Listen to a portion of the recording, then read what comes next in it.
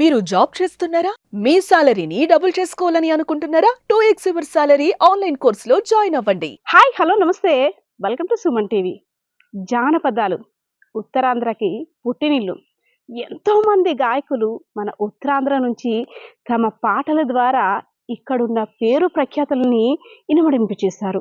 చాలామంది విదేశాల్లో కూడా ఇక్కడికి సంబంధించిన పాటలు పాడి వాహవ్వా అనిపించారు.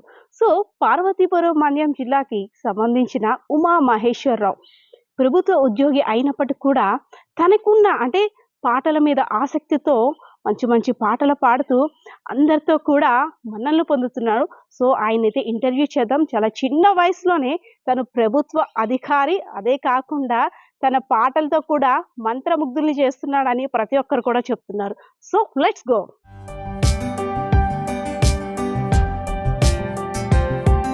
ఆ పాలకుండలోన పిల్ల బాగున్నది, ఎవరు మామ బాగున్నది, దాని కళ్ళు చూస్తే నా మనసు లాగేసిందో మామ లాగేసింది.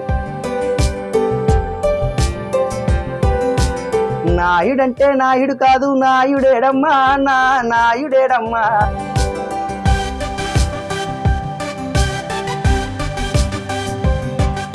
ఉమా మహేశ్వరరావు గారు నమస్తే. నేను ఉమా మహేశ్వరరావు గారు అనను, ఎందుకంటే ఒక తమ్ముడు అని పిలుస్తాను. సో ఏంటి ఎక్కడికెళ్ళా మా తమ్ముడు పాడుతాడు అనేసి అయితే ఇక్కడ గుమ్మలక్ష్మీపురంలో ఒకటే టాక్. ఏంటి ఎంత ఫేమస్ గా పాడేస్తున్నామంట, ఏంటిది ఎలారా కూడా పార్టిసిపేట్ చేస్తాం.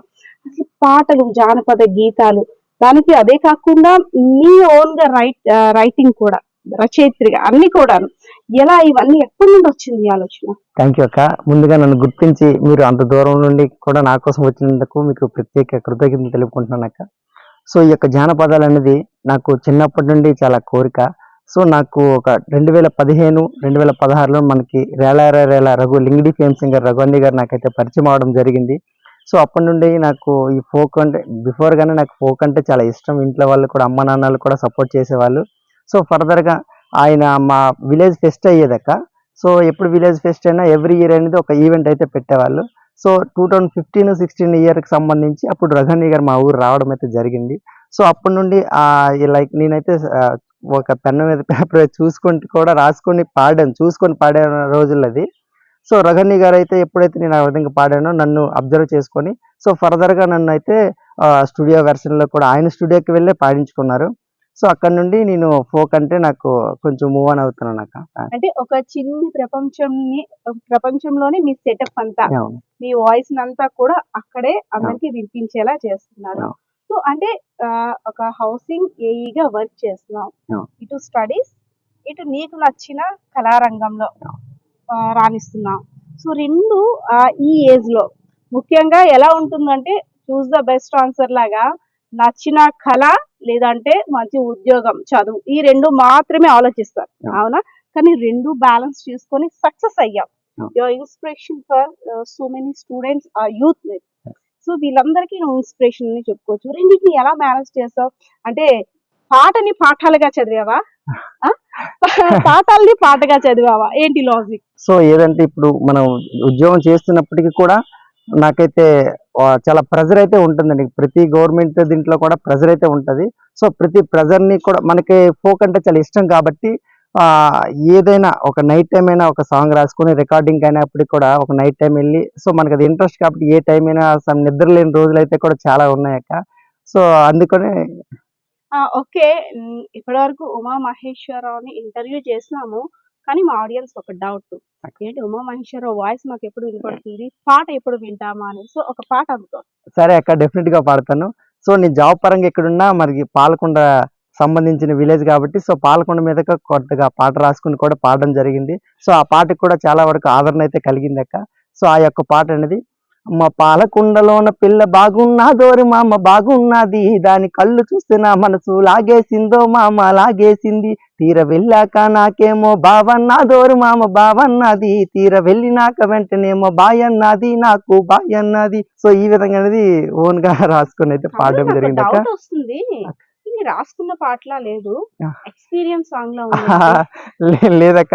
డెఫినెట్ గా పేపర్ మీద నోట్ చేసుకుని రాసుకొని అయితే సొంతంగా అయితే పాడడం జరిగింది. సో మా విలేజ్ కి దగ్గరగా ఉన్నది కాబట్టి, సో ఆ విధంగా అయితే కొంచెం మా యొక్క సరౌండింగ్ అందరికి కూడా కొంచెం అవుట్పుట్ వెళ్తుంది అనే అంటే విధంగా మరి పల్లె వెలుగు బస్సు రోజు పల్లె వెలుగు బస్సులో వెళ్ళేదేమో అమ్మాయి, అందు గురించి మనం ఆ పల్లె వెలుగు బస్సు వెనకట్లా పరిగెట్టి పరిగెట్టి పరిగెట్టి మనం పాట రాత్రికి రాత్రి రాసామేమో అనిపిస్తుంది. లేదక్క, డెఫినెట్ గా స్టూడెంట్స్ అయితే చాలా వరకు పల్లె వెలుగు బస్సులోనే వెళ్తారు. సో కాలేజ్ మరి స్టూడెంట్స్. అన్నయ్య కూడా స్టూడెంట్ కదా. ఓకే.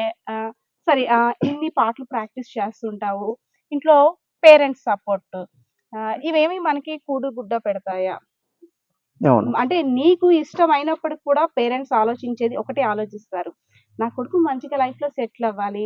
నా కొడుకు గుర్తింపు ఉండాలి. పాటలు ఏం తెచ్చి పెడతాయి అనే విధంగా ఆలోచించే పేరెంట్స్ కొంతమంది ఉన్నారు. అందరూ కాదు. అవునక్క. సో నువ్వు ప్రాక్టీస్ చేసే సమయంలో వీటిని మేనేజ్ చేసుకునే సమయంలో పేరెంట్స్ ఎలా సపోర్ట్ చేసేవారు? పేరెంట్స్ అంటే అక్క ఎప్పుడు కూడా పాడొద్దు, లేదంటే ఇలా చెయ్యొద్దు అలా చెయ్యొద్దు అని ఎప్పుడు కూడా చెప్పలేదు. నాకంటే సాంగ్స్ అంటే చాలా ఇష్టం. ఎప్పుడు కూడా ప్రతి విషయంలో కూడా సపోర్ట్ చేసుకుంటూ అమ్మ నాన్నలు.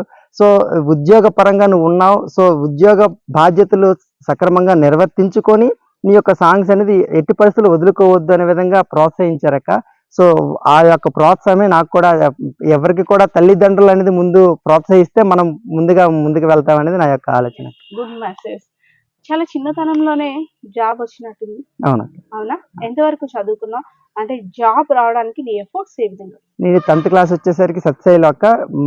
నెక్స్ట్ డిప్లొమా చేశాను విజయవాడలో నోవా ఇంజనీరింగ్ కాలేజ్లో బీటెక్ కూడా పూర్తి చేశానక్క. ఆఫ్టర్ బీటెక్ అనేది నేను హౌసింగ్ డిపార్ట్మెంట్లో వర్క్ ఇన్స్పెక్టర్గా జాయిన్ అయ్యి ఫర్దర్గా ఏఈగా ప్రమోషన్ కూడా వచ్చింది అక్క. Good good good. ఓకే.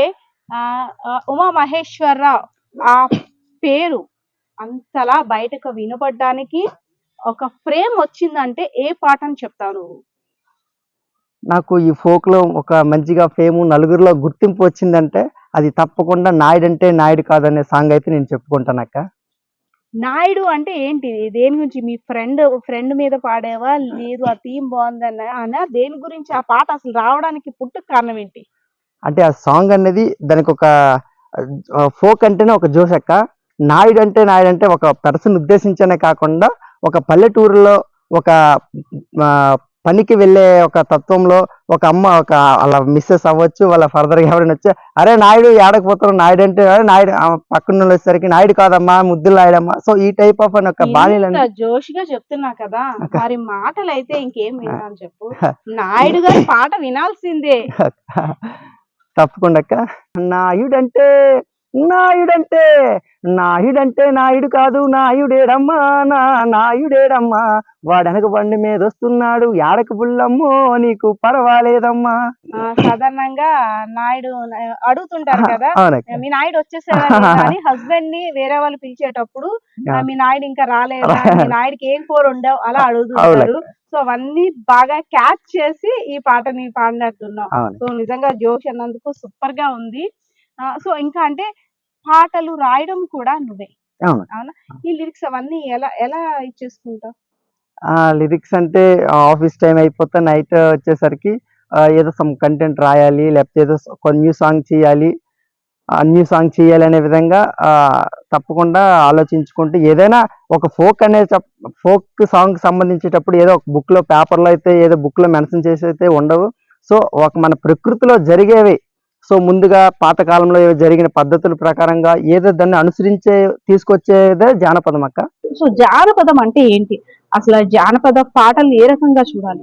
ఒక ఇంగ్లాండ్ దేశస్థుడైన లార్డ్ రీలే అనే ఒక శాస్త్రవేత్త ధ్వని తరంగాల మీద పరిశోధనలు చేసి ధ్వని తరంగ సిద్ధాంతాలను కనుగొన్నాడక్క. లార్డ్ రీలే అనే ఒక శాస్త్రవేత్త. కానీ దానికి ముందుగానే మన భారతదేశంలో ఒక అన్న చెక్క చిక్కి చర్మం వలిచి చింతపండు గుజ్జులో నానబెట్టి ఉప్పు జల్లి పాతరేసి కాయ పొడి జల్లి కట్టుకట్టి డప్పు కొట్టి పలికించాడండి శబ్దాన్ని. అది కదండి మా యొక్క జానపదానికి ఉండే గొప్పతనం. అతను కదండి నిజమైన శాస్త్రవేత్త. జానపదానికి సంబంధించి స్పెషల్ ఇంట్రెస్ట్ ఇంత దీనిగా పాడుతున్నావు. సో చిన్నప్పుడు మ్యూజిక్ ఏమైనా నేర్చుకోవడం అవి ఏమైనా జరిగిందా? మ్యూజిక్ అయితే నేర్చుకోలేదక్క. నాకైతే సాంగ్స్ అంటే చాలా చిన్నప్పటి నుండి అయితే ఇష్టం. కాకపోతే ఈ ఫర్దర్ గా ఆఫ్టర్ 2015 అనేది నేను ఫుల్ షేప్ లో అయితే సాంగ్స్ లో నాకు ఇంట్రెస్ట్ అనేది చెప్పగలుగుతున్నాను అక్క. అసలు ఏంటి జానపద గీతాలు అంటే ఏంటి? ఇప్పుడు సినిమా మూవీ సాంగ్స్ చూస్తున్నాము, ఎక్కడ ఏ పాట వస్తే అదే నోట్లో ట్రెండింగ్ అయిపోతుంది. దాన్ని ఒక నెల రోజులు మన నోటి అదే పాట, సెల్లో అదే పాట, టీవీలో అదే పాట. జానపద గీతాలు, జానపద గేయాలు అంటే ఏంటి అసలు? ఆ జానపదం అంటేనే ఒక పల్లెక్క. సో జానపదం అంటే పల్లె అని ఎందుకు అంటున్నానంటే, ఏ తల్లికైనా బిడ్డంటే ఎంతో ముద్దురా, పల్లెల్లో జానపదం అంతే ముద్దురా. ఏ తల్లికైనా తన బిడ్డంటే ఎంత ఇష్టమో మన పల్లెల్లో జానపదం కూడా అంతే ఇష్టం అక్క. సో ఈ యొక్క జానపదం అనేది పని చేసుకునేటప్పుడు శారీరక శ్రమను మర్చిపోవడానికి, జోడెడ్లు కట్టి నాగలు కట్టి దుక్కు దున్నుతున్న రైతన్న కావచ్చు, వరి నాట్లు చేతిలో పట్టుకొని నడుమొంచుకొని నాటుతున్న అమ్మలక్కలైనా కావచ్చు. సో వాళ్ళ యొక్క పని చేసేటప్పుడు శారీరక శ్రమని మర్చిపోవడానికి కోసం ఈ జానపదాలు అనేది పాడుతారక్క. సో ఈ యొక్క జానపదం అనేది ఒక తప్పిడిగుళ్ళు కావచ్చు, కోలాటాలు కావచ్చు, బుర్రకథల నుండి వచ్చినవైతే కాదక్క. సో ఈ యొక్క జానపదం అనేది జమిడికి మోతలు అంటే జముకుల పాట అంటారు కదక్క. సో ఆ యొక్క జమిడికి మోతలు, చప్పట్లు, తాళాలు, స్త్రీ గాజుల చప్పట్లో ఆ అలలోగ్గా సాగిపోతూ వేమన పద్యంలో కూడా తీసుకోనటువంటి 400 సంవత్సరాల చరిత్ర కలిగినటువంటిది అక్క మా యొక్క జానపదం. అదక్క మా యొక్క జానపదానికి ఉండే గొప్పతనం. అయితే ఇంకా మ్యారేజ్ అవ్వలేదు, అవునా? లే. ఇంట్లో అమ్మ ఎప్పుడైనా నీ మీద కోపడుతుంది కదా, సో అమ్మ కోపడేటప్పుడు అమ్మ కోపాన్ని చల్లార్చడానికి ఏం పాట పాడతా? సో ఏమైనా అమ్మ అని ఎంత పాటలు పాడినా పాడకపోయినా, మనం పాడినా పాడకపోయినా అమ్మ అమ్మే కాబట్టి ఆ అమ్మ ప్రేమని ప్రపంచంలో కూడా తీనటువంటి ప్రేమ ఎక్కడ ఉంటుందంటే అది అమ్మగారి దగ్గరే ఉంటది కాబట్టి, సో అమ్మగారి దగ్గర పాటలు పాడినా పాడకపోయినా మన ప్రేమ అనేది స్థిరస్థాయిగా అలాగే నిల్చుంటది అక్క. ఇంకా మంచి ఉద్యోగం, నచ్చిన కళారంగంలో అంటే వెళ్తున్నా, సరే నెక్స్ట్ ప్రపోజ్ చేయబోయే అమ్మాయి, లేదంటే పెళ్లి చూపులకు వెళ్ళొచ్చు, లేదంటే అమ్మాయి రావచ్చు, పెళ్లి అవ్వచ్చు, అప్పుడు అమ్మాయిని చూడగానే ఏం పాట పాడతా? ముందుగా రాసుకొని ఉంటావు కదా. లేదక్క, ఆ, మన డెఫినెట్ గా అరేంజ్ మ్యారేజ్ చేస్తారు. ఏ సో అక్కడ నో మ్యారేజ్ వర్డ్స్. అయినా ఏ మ్యారేజ్ అయినా అమ్మాయి వచ్చేసరికి పాటతో ఇంప్రెస్ చేస్తాం. అమ్మాయి దగ్గరికి వెళ్ళినప్పుడైతే పాటలు పాడకపోవచ్చు. సో ఫర్దర్ గా మన లైఫ్ లైఫ్ లోకి వచ్చిన తర్వాత అయితే ఫర్దర్ గా ఏమైనా పాటలు పాడితే డెఫినెట్ గా పాడుతానక్క. అప్పుడు సో ఏం అప్పుడు ఏదో చేస్తావ్? సందర్భంలో వచ్చేసరికి ఏమైనా డిస్టర్బెన్స్ లైక్ సరదాగా ఏమైనా అంటే మన సరదాగా చూపులతో గుచ్చి గుచ్చి చంపకే మేరే హాయ్. సో ఈ విధంగా ఏదో సరదాగా పాడుకుంటాం అక్క, అంతే. అంటే ప్రోగ్రామ్స్ చేసినావు, రేలర్ అని మ్మ్. కూడా పార్టిసిపేట్ చేసావు. సో ఇప్పుడు కొన్ని ఇంకా ప్రోగ్రామ్స్ ఉత్తరాంధ్రకి సంబంధించి ఎక్కడైనా సరే ఇటు జాబ్ ని మేనేజ్ చేసుకున్నాం, అదే విధంగా ఈవెంట్స్ లో కూడా పార్టిసిపేట్ చేస్తున్నాం. అవును. ఎక్కడికి వెళ్ళినా ఎక్కువగా పాడమని అడిగే అంటే ప్రేక్షకులు ఎక్కువగా ఏ పాట పాడమని అడుగుతుంటారు? సో ఎక్కువ అంటే ఇప్పుడు ప్రజెంట్ ఉన్న ట్రెండింగ్ వచ్చేసరికి నాయుడు అంటే నాయుడు మనకి ఫేమ్ కాబట్టి, సో ముందుగా మనం ఏ సాంగ్ స్టేజ్ ఎక్కి ఏ సాంగ్ పాడినా సో సరౌండింగ్స్ అందరూ కూడా ఫస్ట్ నాయుడు అంటే నాయుడు అనే పాట అయితే పాడమంటారు అక్క. సో అది ఫర్దర్ గా కంటిన్యూ చేస్తున్నాయి. సో అంటే ఒక ఇంపార్టెంట్ ఫ్రేమ్ వచ్చింది, దాని తర్వాత కూడా కొన్ని సాంగ్స్ ఉంటాయి కదా ఎక్కువగా మనం పాడేది, ఈ పాటని చాలా ప్రాక్టీస్ చేశాను, సో ఈ పాట పాడితే ఎమోషనల్ గా కనెక్ట్ అవుతారు అనే ఉంటాయా పాటలు? ముందుగా ప్రిపేర్ అవుతావా? అవుతాయి అక్క, డెఫినెట్ గా ఉంటది అక్క. సో ఈ మధ్యన ఒక బంధుత్వాల మీద కూడా మన సమాజానికి ఉపయోగపడే ప్రస్తుతం ఉన్న బంధాలు ఏ విధంగా ఉన్నాయనేది కూడా సొంతగా అయితే రాసుకోవడం అయితే జరిగింది అక్క. అది కూడా అప్లోడ్ కూడా చేయడం జరుగుతుంది.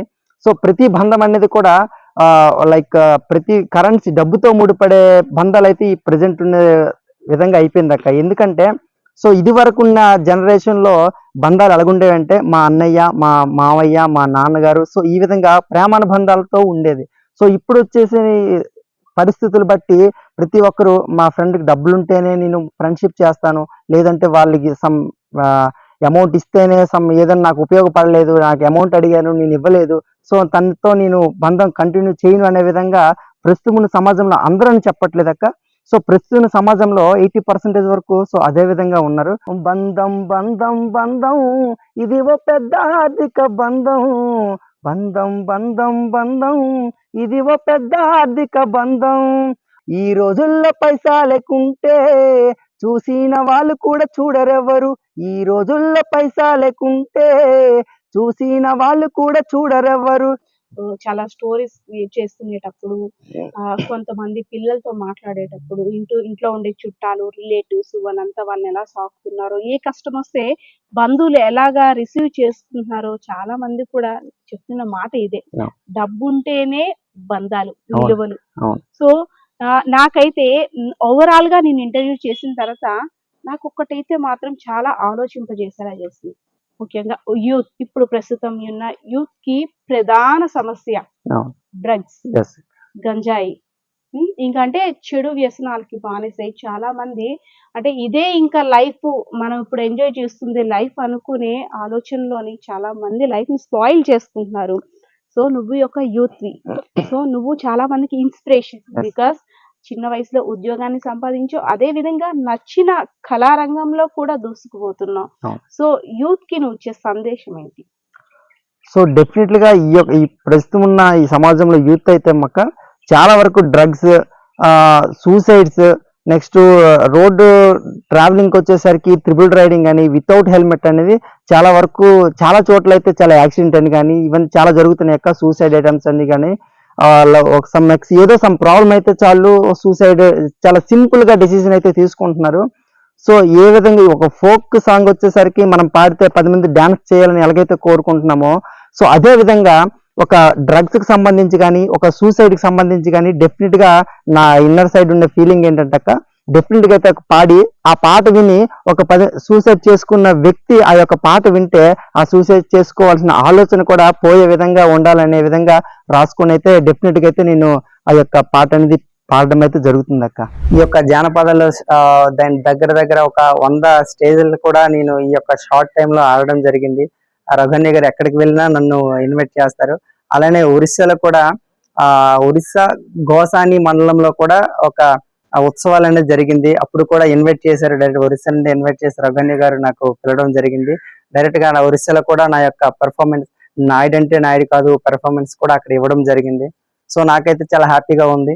జానపదం అనేది ఆ జంబిడికి మూతలు, డప్పులు, తాళాలు, స్త్రీ గాజుల చప్పటలో అలలోగ్గా సాగిపోతూ వ్యామన పద్యాల్లో కూడా తీసుకున్నటువంటి 400 సంవత్సరాల చరిత్ర గలదండి ఈ యొక్క జానపదం. సో ఈ యొక్క నాకు నేను పాడుతుంటే ప్రతి ఒక్కరు కూడా నాకైతే చాలా ఆనందంగా ఉంది. ప్రతి ఒక్కరు కూడా నన్ను ఎంకరేజ్ చేశారు. సో మా ఇంట్లో వాళ్ళు కూడా నేను ఏ నైట్ టైం ఈవెంట్కి వెళ్ళినా చాలా జాగ్రత్తగా, చాలా వాళ్ళు కూడా ఆనందంగా పంపించేటే ఉండేవాళ్ళు. సో ఏ రోజైనా నేను ఆఫీస్ సెలవు పెడతానని కూడా ఇప్పుడు చెప్పలేదు. ఇన్ కేసు చెప్పినప్పుడు కూడా ఇంట్లో వాళ్ళ అమ్మ నాన్న కూడా ఆఫీస్కి అయితే సెలవు పెట్టకుండా పెట్టేసి వెళ్ళు అని కూడా ఇప్పుడు కూడా వాళ్ళు అనలేదు. సో విధి నిర్వహణ పట్ల నేను ఆఫీస్ చేసుకుంటూ ఏ రోజైతే సెలవు దినం ఉంటుందో ఆ రోజు నేను ఏదైనా ఈవెంట్ అయినా, సాంగ్ రికార్డింగ్ అయినా, లేదంటే ఆఫీస్ నుంచి వచ్చిన తర్వాత ఏదైనా నైట్ ఈవెంట్స్ అయినా నేను వెళ్తాను. చిన్న అబ్బాయికి జానపద గేయాల్లో చాలా చాలా ఎక్కువగా పాడేవాడు. ఆ పాడడం ఆనందంగా మాకు ఉండేది. ఆ పాడే పాటని మేము చూసుకునే వాళ్ళం, సరదాగా చూసుకుంటూ జాబ్ వచ్చింది. జాబ్ చేస్తూ ఉద్యోగం చేస్తూ పాటని లిరిక్స్ రాసుకుంటూ అతనే రాసుకుని ఆ టైం ఎలా అడ్జస్ట్ అవుతుంది, మీరు ఏ ఆఫీస్కి వెళ్తున్నారా లేదా ఏటి టైం కూడా నాకు అడిగితే ఆఫీస్కి అయితే ఒక్కరోజు కూడా ఆగే ప్రసక్తి అయితే లేదు. ఆఫీస్ తర్వాతే నాకు ఇవన్నీ. కానీ ఈ జానపదంలో నాకు ఎక్కువగా ప్రాధాన్యత ప్రజలు ఇస్తున్నారు. ప్రతి ఒక్క దీంట్లో కూడా నేను కాలేజీల్లో కూడా ప్రతి కాలేజీల్లో వేరుగట్టమనే కాదు, పాలకొండ, నర్సంపేట కాలేజీల్లో కూడా ప్రజలు చాలా ఉత్సాహంగా ఉన్నారు. అందుకు నాకు ఇంకా ఉత్సాహంగా ఇంకా పాడాలని, ఇంకా ఉండాలని, నేను ఉద్యోగం చేస్తూ నాకు ఇచ్చిన దేవుడిచ్చిన వరమని నేను ఆశిస్తున్నాను. ఉమా మహేశ్వరరావు చాలా చిన్న వయసు, నచ్చిన కళారంగంలో దూసుకుపోతూ అండ్ ఒక మంచి ఉద్యోగం కూడా చేస్తూ నలుగురికి ఇన్స్పిరేషన్ అని చెప్పుకోవచ్చు. సో యూత్ కూడా ఆయన ఆలోచనలన్నీ కూడా ఆలోచింపజేసే విధంగా ఉన్నాయి కదా, ఎక్కడ కూడా డిస్టర్బ్ చేసుకోలేదు. ఇటు రెండు బ్యాలెన్స్ చేసుకున్నారు, రెండిట్లో కూడా సక్సెస్ అవుతూ ముందుకు వెళ్తున్నారు. సో తనకి నచ్చిన కళారంగంలో మరింత సక్సెస్ఫుల్ సాధించి ప్రతి ఒక్కరితో కూడా ప్రశంస అయితే అందుకోవాలని అయితే మనం కూడా సుమన్ టీవీ ద్వారా అయితే ఆశిద్దాం. కెమెరా పర్సన్ నానితో పద్మ, సుమన్ టీవీ, పార్వతీపురం, మన్యం జిల్లా.